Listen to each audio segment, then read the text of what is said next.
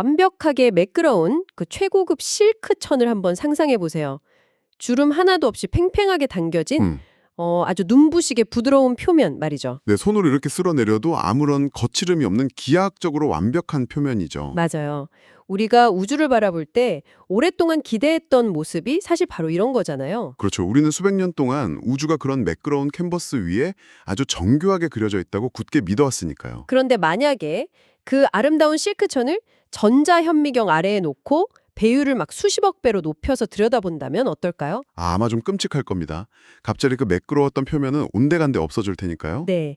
끊어지고 얽힌 거친 시로라기들, 듬성듬성 파인 빈 공간들, 미친 듯이 복잡하고 무질서한 풍경이 눈앞에 나타나겠죠? 그러니까 우리가 멀리서 보았던 그 완벽한 매끄러움은 사실 해상도의 한계가 만들어낸 거대한 착시였던 셈입니다. 착시요? 네, 우주도 정확히 이와 같습니다. 겉으로는 한없이 부드러워 보이지만 끝까지 확대해보면 도저히 이해할 수 없는 거친 풍경이 펼쳐지거든요. 와, 거시세계의 어떤 연속성과 미시세계의 불연속성? 우주를 설명하는 이 두 가지 절대적인 언어가 정면 충돌할 때 도대체 무슨 일이 벌어질까요? 그게 바로 현대 물리학의 가장 골치 아픈 문제죠. 네, 그래서 오늘 끊임없이 배우기를 열망하시는 청취자 여러분과 함께 이 문제를 다룬 훌리오 차이의 저서 발췌본을 통해 깊은 심층 탐구를 해보려고 합니다. 아주 흥미로운 자료입니다. 이 끔찍한 모순을 해결하려는 대담한 시도를 담고 있죠. 맞습니다. 이름하여 플랑크 차이 초지수적 보정 모델이라는 물리학의 두 거대한 산맥을 하나로 묶어내는 혁신적인 수학적 아이디어예요. 아인슈타인의 일반 상대성 이론이랑 양자역학이라는 그 절대 섞일 수 없을 것 같던 물과 기름을 어떻게 화해시킬 것인가에 대한 이야기죠. 네, 블랙홀처럼 이 두 세계가 강제로 겹쳐지는 곳에서 우주의 법칙이 산산조각 나는 것을 막기 위해 훌리오 차가이가 어떤 수학적인 충격 흡수 장치를 고안해냈는지 들여다보는 과정이 될 겁니다. 자, 그럼 오늘 이 내용 한번 파헤쳐 볼까요? 좋습니다. 우리가 이 새로운 모델을 제대로 이해하려면 말이죠. 먼저 문제가 터지기 전에 아주 평화롭고 완벽했던 지도부터 짚고 넘어가야 할 것 같아요.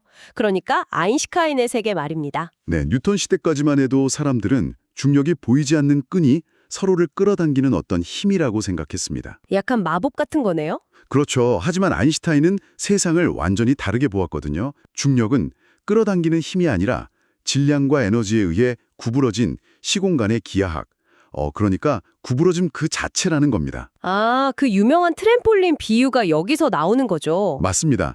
팽팽한 트램폴린 천 위에 무거운 볼링공을 올려놓은 상황을 떠올려 보시면 됩니다. 볼링공 때문에 트램폴린 천이 푹 파이게 되잖아요. 네, 그리고 그 옆으로 작은 구슬을 굴리면 구슬은 볼링공이 자석처럼 당겨서가 아니라 그저 천이 휘어진 굴곡을 따라서 자연스럽게 굴러가는 것뿐이거든요. 결국 물질이 시공간을 휘어지게 하고 주변 물체들은 그냥 그 휜 길을 따라갈 뿐이라는 거군요. 바로 그 직관을 아인슈타인은 복잡한 수식으로, 그러니까 장방정식으로 압축해냈습니다. 이 수식의 핵심적인 의미를 아주 직관적으로 한 문장으로 요약하자면 이렇습니다. 궁금하네요. 물질은 시공간에게 어떻게 휘어질지 말하고, 와, 정말 멋진 표현이네요. 물질과 공간이 끊임없이 대화를 나누고 있는 거잖아요? 그렇죠. 아주 완벽한 대화죠. 마치 오케스트라 같아요. 모든 별과 은하가 시공간이라는 기하학적 악보에 맞춰서 한치의 오차도 없이 우주적인 교향곡을 연주하며 춤을 추는 모습이 막 머릿속에 그려집니다. 아주 정확한 비유입니다. 기하학적 악보에 맞춘 완벽한 교향곡이죠. 그런데요, 이렇게 거시적인 우주를 완벽하게 묘사하는 지도가 있다면 수성의 궤도부터 중력파까지 다 설명이 되는데 도대체 왜 우리는 이 지도를 수정해야만 하는 건가요? 제가 보기엔 이미 너무 완벽한데요? 그게 그 지도가 거시적인 바다를 항해할 때만 완벽하기 때문입니다. 아까 처음 이야기하셨던 실크천 비유로 다시 돌아가 보죠. 아, 현미경으로 들여다본 그 천이요? 네, 멀리서 볼 땐 기하학적으로 아주 부드럽고 매끄러웠던 시공간이 아주 미세한 양자역학의 세계로 주민에 들어가는 순간 전혀 다른 불협함을 내기 시작하거든요. 아하, 막스 플랑크가 발견했던 그거죠. 에너지는 연속적으로 흐르는 강물이 아니라 양자라는 작은 알갱이들, 그러니까 패킷으로 뚝뚝 끊어져 있다는 그 대목인가요? 맞습니다. 20세기 초의 그 발견이 모든 골칫거리의 시작이었습니다. 자연은 근본적으로 매끄럽게 이어져 있는 게 아니라 뚝뚝 끊어져 있는 불연속적인 상태라는 진실이 드러난 거죠. 매끄러운 줄 알았는데 아니었다는 거군요. 네. 그리고 이 양자의 속삭임이 중력의 세계가 만나는 궁극의 지점에 도달하면 우리는 플랑크 길이라는 우주에서 가장 작은 단위를 마주하게 됩니다. 플랑크 길이요. 그게 얼마나 작은 건가요? 대략 10의 마이너스 35승 미터라는 공간이 의미를 가질 수 있는 최소한의 벽돌 혹은 픽셀 크기라고 보시면 됩니다. 10의 마이너스 35승 미터라 십자로만 들으니까 도무지 감이 안 잡히는데 우리가 잘 아는 원자랑 비교하면 어느 정도인가요? 원자도 충분히 상상하기 어려울 만큼 작잖아요. 이렇게 한번 상상해 보시죠. 원자 하나를 우리 은하계 전체의 크기만큼 거대하게 부풀려 놓았다고 가정해 보는 겁니다. 원자가 은하계만큼 커진다고요? 네. 그렇게 어마어마하게 커진 가상의 은하계 안에서 플랑크 길이는 그 은하계 속에 심어진 나무 한 그루보다도 더 작은 크기입니다. 세상에. 와, 여기서 정말 흥미로운 부분이 등장하네요. 잠깐만요. 그렇다면 아인슈타인이 생각했던 그 부드러운 트램폴린 같은 시공간을 이 미친 스케일로 계속 확대해서 들여다보면 네, 들여다보면 어느 순간 더 이상 부드러운 천이 아니라 모니터 화면을 끝까지 확대했을 때 보이는 막 깨진 픽셀이나 레고 블록처럼 거칠고 불연속적인 모자이크 형태라는 건가요? 정확합니다. 그 미시적인 스케일에서는 기하학적인 곡선이라는 게 아예 존재할 수가 없습니다. 시공간 자체가 끊임없이 요동치고 끌어오르는 거품처럼 변해버리죠. 그게 흔히 말하는 양자 거품이군요? 네, 맞아요. 양자 거품입니다. 그러면 아인슈타인의 방정식은 근본적인 모순에 빠지는 거 아닌가요? 미적분이라는 것 자체가 무한히 쪼개도 매끄럽게 이어진다는 전제 위에서 작동하는 거잖아요. 그렇죠. 부드러운 곡선이 필수적이죠. 그런데 바닥에 도달해보니까 쪼갤 수 없는 레고 블록 같은 픽셀이 튀어나오면 그 매끄러운 방정식은 완전히 고장나버리는 거고요. 사실 일상적으로는 이 두 세계가 만날 일이 없어서 그동안 아무 문제가 되지 않았습니다. 우주의 거대한 구조를 계산할 땐 아인슈타인의 지도를 쓰고 원자속을 들여다볼 땐 양자역학 지도를 꺼냈으면 되니까요. 각자의 구역이 있었네요. 네. 하지만 우주에는 이 두 지도를 강제로 한 테이블 위에 올려놓고 동시에 계산해야만 하는 아주 끔찍한 장소가 존재합니다. 두 우주적 법칙이 멱살을 잡고 싸우는 곳이군요. 어딘지 딱 짐작이 가네요. 블랙홀 중심이다. 빅뱅이 일어난 그 최초의 찰나 같은 곳 맞죠? 맞습니다. 질량이 상상할 수 없을 만큼 작은 점에 우겨 넣어진 곳이죠. 블랙홀 안으로 깊숙이 들어가면 거대한 별의 질량이 한없이 좁은 공간으로 압축되면서 시공간의 곡률, 그러니까 그 휨의 정도가 기하급수적으로 치솟습니다. 트램폴린이 밑도 끝도 없이 파이는 거군요. 네. 그러다 결국 수학적으로 부피는 0이 되고 밀도와 중력은 무한대가 되는 지점에 도달하죠. 이걸 물리학에서는 특이점이라고 부릅니다. 특이점이요. 그런데 저는 예전부터 그 무한대라는 개념이 너무 이상했어요.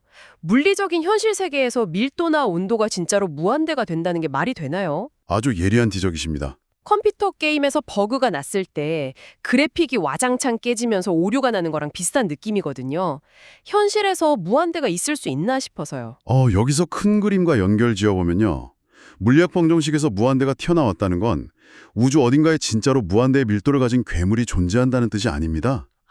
진짜 무한대가 아니군요. 오히려 우리가 쥐고 있는 이론적 도구, 즉 아인슈타인의 방정식이 그 극한의 압축 상태에서 발생하는 양자적 요동을 감당하지 못하고 찢어져 버렸음을 의미하는 거죠. 그러니까 특이점에서 밀도가 무한대입니다라는 결론이 나왔다는 건 사실상 우주가 우리에게 오류 발생, 시스템을 다시 시작하세요라는 블루 스크린 에러 코드를 띄운 거나 마찬가지라는 뜻인가요? 완벽한 비유네요. 자연은 특이점의 무한대를 통해 우리에게 아주 친절한 경고 메시지를 보내고 있는 셈입니다. 이 지점부터는 기존의 지도로는 갈 수 없으니 시스템을 업데이트하라고 말이죠. 컴퓨터에 블루 스크린이 떴다고 해서 지금까지 우주를 너무나도 아름답게 설명해준 아인슈타인의 이론을 휴지통에 통째로 버릴 수는 없잖아요. 거짓 세계에서는 여전히 완벽하게 작동하니까요. 당연하죠. 버릴 순 없습니다. 그럼 이 오류를 어떻게든 수학적으로 패치해야 할 텐데 바로 여기서 오늘의 핵심, 훌류 차이의 플랑크 차이 초지수적 보정 모델이 등판하는 거군요. 네, 드디어 주인공 등장입니다. 훌리오 차이는 아인슈타인의 우아한 방정식을 폐기하는 대신 아주 영리한 우회로를 택했습니다. 어떤 우회로죠? 평소에는 얌전하게 숨어 있다가 오직 시공간이 블랙홀처럼 극한으로 휘어질 때만 스위치가 켜지는 독특한 수학적 함수를 방정식 안에 슬쩍 끼워 넣은 겁니다. 평소에는 숨어 있다가 위기 상황에서만 발동한다고요. 수학적으로 그게 어떻게 가능한 건지 진짜 궁금하네요. 그가 도입한 초지수적 함수의 성질을 이해하면 되는데요. 개념적으로 보자면 지수함수 위에 또 지수함수가 얹혀있는 그러니까 복리에 또 복리가 붙어서 폭발적으로 커지는 구조를 상상해 보세요. 지수함수 위에 또 지수함수요? 네, 그런데 이 함수의 변수 안에는 시공간의 휜 정도인 곡률과 앞서 말한 픽셀의 크기, 즉 플랑크 길이라는 값이 아주 교묘하게 결합되어 있습니다. 잠깐만요. 지수함수 위에 지수함수라니 숫자가 막 미친 듯이 커지는 거잖아요. 그걸 방정식에 집어넣으면 평범한 우주의 모든 계산도 다 망가지는 거 아닐까요? 그 폭발을 제어하는 교묘한 임계점이 설정되어 있다는 게 이 모델의 천재성입니다. 지구의 중력이나 태양계, 심지어 거대한 은하의 충돌조차도 양자역학의 스케일에서 보면 곡률이 거의 0에 수렴할 만큼 평탄하거든요. 은하 충돌도 평탄하다고요? 양자 스케일에서는 그렇군요. 네, 그래서 이런 일상적인 우주 환경에서 이 초지수적 함수를 계산하면 그 값이 기가 막히게도 딱 1이 나옵니다. 1이요? 어떤 수에 2를 곱해봤자 원래 값 그대로잖아요. 그렇죠. 바로 그겁니다. 아, 그러니까 평화로운 거시 세계에서는 이 함수가 그냥 곱하기 1이라는 투명 망토를 쓰고 아무런 영향도 주지 않는 거군요. 아인슈타인의 방정식이 원래 하던 일을 그대로 하도록 놔두면서요. 맞습니다. 일상적인 스케일에서는 고전적인 아인슈타인의 지도가 그대로 작동하도록 전혀 방해하지 않는 겁니다. 하지만 별이 붕괴해서 블랙홀의 중심으로 빨려 들어갈 때 이때는 이야기가 완전히 달라집니다. 뭔가 터지겠네요? 시공간이 찢어질 듯이 휘어지다가 마침내 그 곡률이 플랑크 길이, 즉 우주의 최소 픽셀 크기에 근접할 만큼 뾰족해지는 순간이 오거든요. 드디어 그 블루 스크린이 뜨려는 찰나군요. 그때 투명 망토를 벗어 던지는 건가요? 네, 곡률이 그 극단적인 임계점에 도달하는 순간 1에 머물러 있던 함수가 초지수적으로 폭발하며 어마어마한 수치로 깨어납니다. 이 극대화된 값이 방정식 내의 중력 역학을 완전히 역동적으로 비틀어버리죠. 무한대를 막는 건가요? 맞아요. 중력이 무한대로 끝없이 곤두박질 치는 것을 이 새로운 수학적 항이 기하급수적인 반발력을 만들어내서 온몸을 던져 막아내는 겁니다. 와, 이거 진짜 재밌네요. 약간 자동차에 달린 최첨단 충격흡수 장치? 그러니까 쇼크업서버 같은 거네요. 오, 쇼크업서버요. 아주 훌륭한 비유입니다. 이런 장치가 달려있는 줄도 모르잖아요. 그런데 블랙홀이라는 거대한 싱크홀에 빠져서 자동차가 바닥에 부딪혀 산산조각 나기 직전에 이 초지수적 장치가 확 켜지면서 무한대의 충격을 튕겨내 버린다는 거잖아요. 그 비유를 수학의 관점에서 조금 더 날카롭게 다듬어 보면요. 단순히 충격을 흡수하는 게 아니라 바닥에 가까워질수록 스프링의 강도가 초지수적으로 단단해지는 장치인 겁니다. 스프링이 엄청나게 단단해진다? 네, 아무리 무거운 질량으로 짓눌러도 우주의 최소 단위인 픽셀 한 칸, 그러니까 플랑크 길이 이하로는 절대 쪼개질 수 없도록 무한한 저항력을 만들어내는 거죠. 결과적으로 특이점이라는 무한대의 붕괴는 이 모델 안에서는 결코 일어나지 않게 됩니다. 와, 소름이 돋네요. 부피가 0으로 끝없이 수축하는 대신에 플랑크 길이의 아주 미세한 한계선에서 더 이상 압축되지 못하고 단단한 핵처럼 뭉쳐 있거나 아니면 그 강력한 반발력으로 다시 튕겨나가는 바운스 현상이 일어날 수도 있겠네요. 실제로 양자 중력 분야의 여러 첨단 모델들이 블랙홀 내부나 빅뱅 초기에 점으로 사라지는 대신 튕겨나가는 우주를 예측하기도 합니다. 무한대로 붕괴하지 않고 튕겨나간다니. 정말 대단한 발상이네요. 훌리오 차이의 모델은 아인슈타인의 그 유려한 곡선 기하학과 막스 플랑크의 거친 픽셀 지도를 수학적으로 아주 우아하게 이어붙인 튼튼한 다리입니다. 두 세계를 찢어밟히지 않고 하나의 문법 안에서 작동하게 만든 놀라운 성과죠. 기하학의 세계와 양자의 세계가 블랙홀이라는 극한의 실험실에서 어떻게 격돌하는지, 그리고 이 플랑크 차이 보정 모델이 그 충돌 속에서 어떻게 극적인 타협을 이끌어내는지 정말 한 편의 영화처럼 선명하게 그려집니다. 네, 우주의 가장 깊은 곳에서 일어나는 일이죠. 그런데요, 이렇게 우주적인 스케일의 이야기를 막 듣다 보면 항상 마지막에 드는 어떤 근본적인 의문이 있습니다. 어떤 의문이신가요? 이 엄청난 발견들이 매일 출근하고 커피를 마시는 우리 청취자 여러분의 일상과는 너무 동떨어져 있는 건 아닐까 하는 생각 말이죠. 이 초지수적 함수가 도대체 우리의 삶과 무슨 상관이 있을까요?